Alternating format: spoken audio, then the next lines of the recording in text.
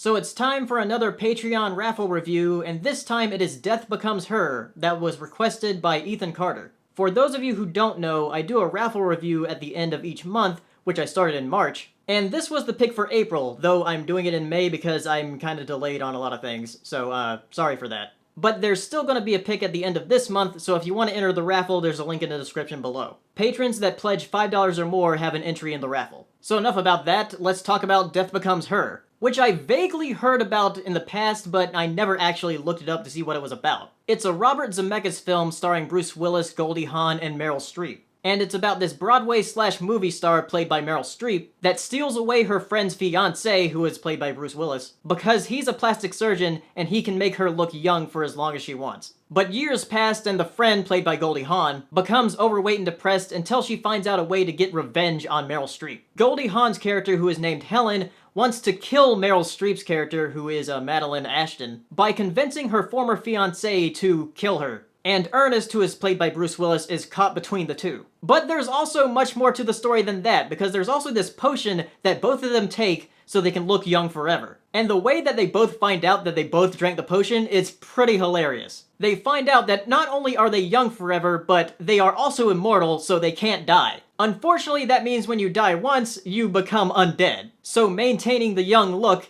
is going to be a lot harder. Now, the effects in this movie are pretty impressive for 1992. I mean, it's pretty easy to tell the green screen stuff, but again, at the time, it was impressive. This is a dark comedy that deals with growing old, and the thought of immortality and basically being a zombie, though without the craving for brains. I mean, if you think looking young while you're old is hard, then looking alive while you're dead is going to be even harder. And both of the women want to keep Ernest alive because he works with dead bodies now to make them look good for funerals, so obviously that means that he can make them look good. There's just something morbid about making a corpse look good with spray paint. All three main actors are really enjoyable in this film, and it's nice to see Bruce Willis in something so different. It seems more like a role for somebody like Rick Moranis. And there's a fight scene between Meryl Streep and Goldie Hawn that gets pretty funny. If you enjoy dark, morbid comedies about dead things, then you'll probably like this. I know I did. So thank you, Ethan Carter, for suggesting it. It was actually a very enjoyable watch. So if you've seen Death Becomes Her, tell me what you thought down in the comments, and I'll see you next time.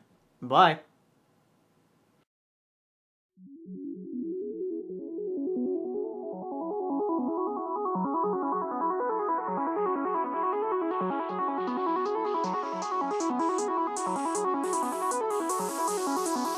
Good evening, ladies and gentlemen. Well, by now we're getting a bit used to winter. We're like soldiers in the middle of a campaign, growing hardened to discomfort and better able to